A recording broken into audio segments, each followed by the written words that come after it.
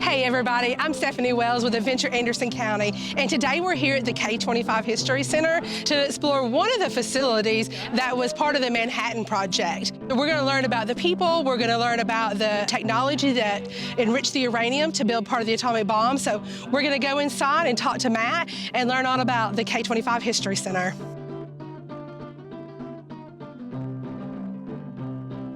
The K25 History Center has been open for several years now, and it's really a great addition to the family of museums within the city of Oak Ridge. This museum encompasses the work done by those workers in the gaseous diffusion process, separating uranium from its core material into a fusionable material for the atomic age.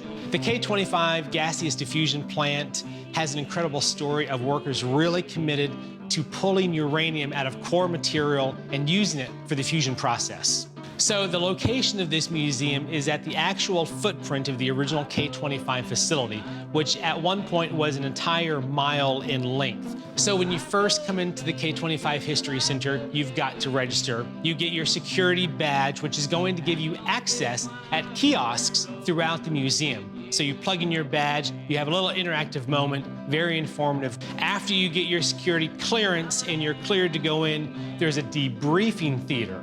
And in this debriefing theater, you're updated on where the world is in the threat of World War II. GIs from across the planet, from every continent, are being sent into war, and there's no clear ending in sight. Once you leave our theater, you go into the introduction of what the Manhattan Project entailed and how this facility fit into that story. You're also introduced to hutments, which were temporary dwelling places for Caucasians and segregated African Americans. These hutments were also general locations where grocery stores were placed.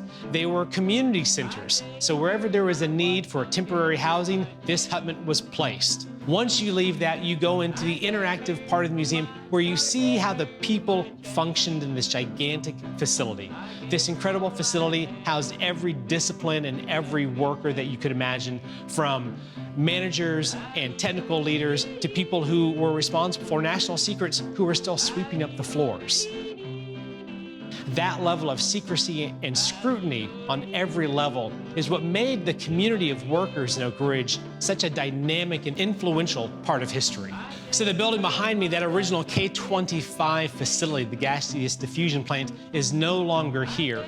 That footprint is now managed by the National Park System. When you look out on this building from this location and see the grandeur and the size of that facility, and think of the thousands of people that work there, all for a single purpose of national defense, it's really a moving experience.